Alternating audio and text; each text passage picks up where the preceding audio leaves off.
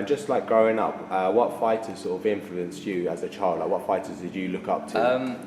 Kevin Mitchell. My dad used to sponsor him. That's actually how I met Mark. But yeah, Kevin Mitchell, he was a massive influence. He fought for two world titles when my dad was sponsoring him.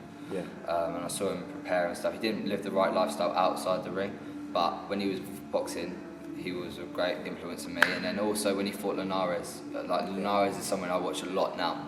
And the way he boxes is unbelievable. I mean, as a technician, like how he moves around the ring. So they're the two people I know. Yeah.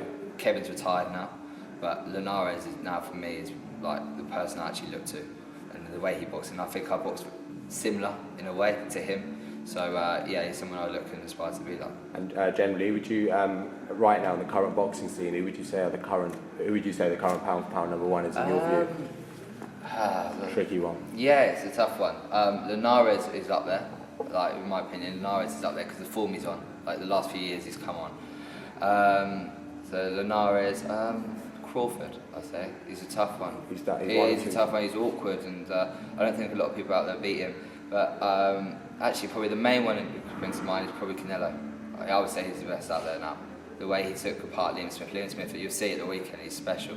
He's a very, very good boxer. And the way Canelo took him apart, like Liam didn't even touch the size of Canelo, and that just shows how good Floyd Mayweather was.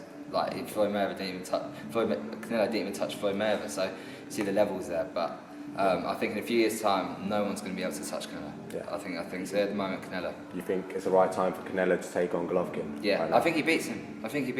I don't think Golovkin has the skill set. Like when he, I know he knocked out Kell, but he struggled early on. There was a few shots. If Canelo catches Golovkin, how Kell caught Golovkin, I reckon it could be a good night. And Canelo hits hard as well, and plus I think Canelo will be able to take Golovkin shots better than what Kell did. Don't forgetting that Kell came up from welterweight, so it's it's a massive jump, and Golovkin he's the hardest hitter out there as well. So I think Canelo beats Golovkin. I think Canelo beats him. And just before we let you go, we're doing a new thing for our channel. So what I'm basically going to do is just roll out some names. So people that are involved in the boxing scene. Yeah. And you basically literally say the first thing that will come to your mind. Okay. Okay. So it's going to be random. Yeah. So we're going to start off. Chris Eubank Senior.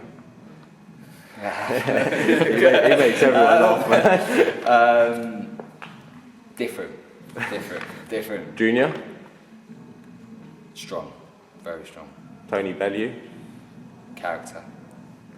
Eddie Hearn. It's a promoter. It's the opposite promoter. Can I say a few things about him? I think he's good for the sport. I think he is good for the sport. He's bringing it on.